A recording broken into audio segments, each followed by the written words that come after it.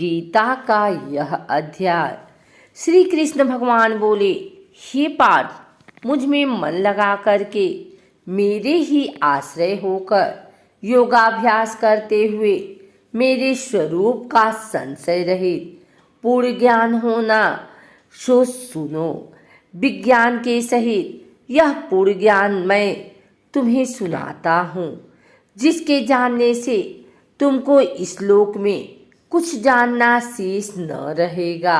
सहस्त्रों मनुष्यों में से कोई एक सिद्धि प्राप्ति के लिए यत्न करता है, और उन यत्न करने वाले सिद्धों में से जो कोई भी मुझे ठीक से जान पाता है, पृथ्वी, जल, अग्नि, वायु, आकाश, मन, बुद्धि और अहंकार, यह 8 प्रकार की मेरी माया है।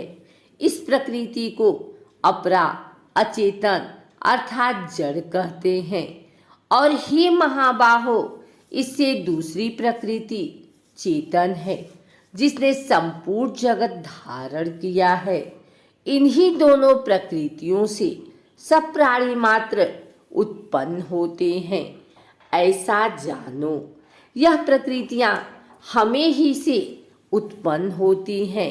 इस प्रकार जगत की उत्पत्ति और प्रलय का कारण मैं ही हूँ। हे धनंजय, धागे में जिस प्रकार मणि पिरोई जाती है, उसी भांति यह संसार मुझ में गुथा हुआ है। मुझसे परे और कुछ भी नहीं है। ही कुंती पुत्र, जल में, रस में ही चंद्रमा और सूर्य में प्रभा मैं ही हूँ। सब वेदों में प्रणव मैं ही हूँ। आकाश में शब्द तथा पुरुषों में जो पौरुष मैं ही हूँ। हे अर्जुन, पृथ्वी में जो सुगंध है तथा अग्नि में तेज मैं ही। सब प्राणियों में जीवन और तपस्वियों में तप मैं ही हूँ। हे पार्थ, संपूर्ण प्राणियों में सनातन बीज रूप मुझको ही जानना। बुद्धिमानों में बुद्धि रूप और तेजस्वियों में तेज मैं ही हूँ। हे भारत, गर्भ, काम और रोग रहित बलवान पुरुषों में बल और पुरुषों में धर्म के विरुद्ध न जाने वाला काम मैं ही हूँ। जितने सात्विक, राजस, तामस पदार्थ हैं, वे सब मुझसे ही उत्पन्न हुए हैं, परंतु उनमें मैं नहीं रहता हूँ। ये मुझ में है। सत्व, रज, तम, ये तीनों गुणों के भावों से यह सारा संसार मोहित हो रहा है। इस कारण यह इसमें अव्यय परमात्मा को नहीं जानता। मेरी ही गुणोमयो और दिव्यमया अत्यंत दुस्तर है। जो मुझको अनन्य भाव से भजते हैं, वे इस माया को पार कर जाते हैं। जो पापी, मूढ़, नराधम माया ने जिनका ज्ञान हर लिया है और आसुरी भाव ग्रहण किए हुए मुझको नहीं पाते हैं। हे भारत श्रेष्ठ अर्जुन, 4 प्रकार के मनुष्य मुझको भजते हैं। दुखिया, जिज्ञासु, ऐश्वर्य की कामना करने वाला और ज्ञानी, जिनमें सदा मुझ में एकाग्र चित्त और केवल मेरी, क्योंकि मैं ज्ञानी को अत्यंत प्रिय हूँ और वह मुझको प्रिय है। यद्यपि से सब भक्त अच्छे हैं, तथापि ज्ञानी तो मेरी आत्मा ही है, क्योंकि वह मुझ में ही मन लगाकर मुझको ही सर्वोत्तम गति मान मेरा ही आश्रय ग्रहण करती है। उनके जन्म के अनंतर ज्ञानी मुझे पा लेता है। ऐसा महात्मा अत्यंत दुर्लभ है। सब जगत को वासुदेवमय समझो।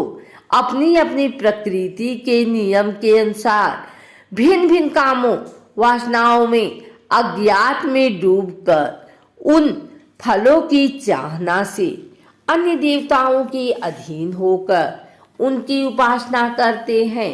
हे अर्जुन, जो भक्त श्रद्धा पूर्वक जिस जिस देवता का पूजन किया करता है, उन पुरुषों की उस श्राद्ध को मैं दृढ़ कर देता हूँ। वह उस श्राद्ध से युक्त होकर उस देवता की आराधना करता है, फिर उसको मेरी ही रचे हुए काम फल प्राप्त होते हैं। परंतु उन अल्प बुद्धि वालों का फल नाशवान है।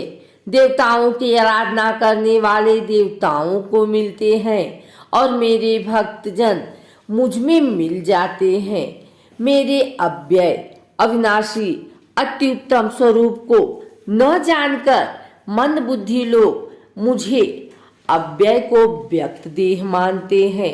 मैं योग माया से आच्छादित होने के कारण सबको नहीं देखता हूँ। उसमें मूढ़ लोग अनादि तथा अविनाशी मुझको नहीं जानते। हे अर्जुन, मैं भूत भविष्य और वर्तमान के सब प्राणियों को जानता हूँ, पर मुझे कोई नहीं जानता है।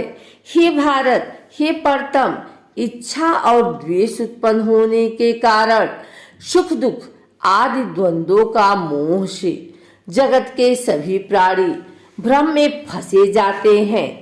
जिन पुण्य आत्माओं के पाप नष्ट हो गए हैं, वह पुरुष दिव्यमान के मोह से छूटकर दृढ़ निश्चय करके मेरे भक्ति करते हैं, जो मेरा लेकर जीवन मरण के दूर करने के अर्थ प्रयत्न करते हैं। पुरुष आदि ब्रह्मा आत्मज्ञान और संपूर्ण कर्म को जानते हैं, जो आदिभूत अधिदेव और अधिज्ञ इन सब में व्यापक है। मुझे जान पड़ता है वे समाधिनिष्ठ पुरुष मरण काल में भी मुझको जानते हैं। श्री नारायण जी बोले, हे लक्ष्मी, अब 7वें अध्याय का महात्म्य सुनो। एक पटेल नामक नगर है, जिनमें शंकुकर वैश्य रहता था। वह व्यापार करने को नगर के बाहर कहीं चला गया था। रास्ते में शंकुकुड़ को सर्प ने डसा, वह मर गया। उसके साथी उसकी दाह क्रिया कर आगे को सिधारे। जब लौटकर घर में आए, उसके पुत्र ने पूछा, मेरा पिता शंकुकर कहाँ है? उन व्यापारियों ने कहा, तेरे पिता को सर्प ने डसा था, वह मर गया और यह पदार्थ तेरे पिता का है, तू ले ले। 1 करोड़ रुपया दिया और उसकी गति कराने को कहा, क्योंकि वह अवगति मरा था। उस बालक ने अपने घर आकर ब्राह्मणों से पूछा कि सर्प डसे की गति कैसे करानी चाहिए। पंडितों ने कहा, नारायण बलि कराओ।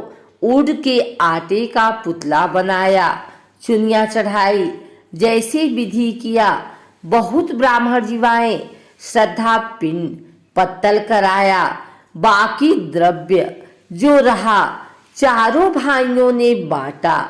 एक पुत्र ने कहा, जिस सर्प ने मेरे पिताजी को काटा है, मैं उसको मारूंगा। उन व्यापारियों से पूछा, वह ठौर मुझे बताओ जहां मेरा पिता शंकुकर मरा है। व्यापारियों ने कहा, चल ले चलते हैं। वहां ले जाकर के खड़ा किया। देखा तू वहां एक वामी है, जिसे कंदलों के साथ खोदने लगा। जब छेद बड़ा हुआ, वहां से एक सर्प निकला। कहा, तू कौन है? मेरा घर क्यों बिगाड़ता है? उस बालक ने कहा, मैं शंकुकर का पुत्र हूँ। जिस सर्प ने मेरे पिता को मारा है, मैं उसको मारूंगा। तब सर्प ने कहा, हे पुत्र, मैं तेरा पिता हूँ। तू मुझे इस अधम देह से छुड़ा और मुझे मत मार। यह मेरे पूर्व का कर्म था, सो मैंने भोगा। तब पुत्र ने कहा, हे पिता, कोई यत्न बताओ जिससे मेरे पिता का उद्धार हो। तब उस सर्प ने कहा, हे पुत्र, किसी गीता पाठी ब्राह्मण को घर में भोजन करवा और उसकी सेवा कर। उसके आशीर्वाद से मेरा कल्याण होगा। तब उस बालक ने अपने घर और नगर में जितने गीता का पाठ करने वाले थे उन सबको बुलाकर गीता जी के 7वें अध्याय का पाठ कराया और उनको भोजन करवाया। तब उन साधु ब्राह्मणों ने आशीर्वाद दिया। तत्काल वह अधम देह से छुटकर देव देही पाए विमान पर चढ़कर आकाश मार्ग को जाता हुआ अपने पुत्र को धन्य धन्य करता वैकुंठ धाम प्राप्त हुआ।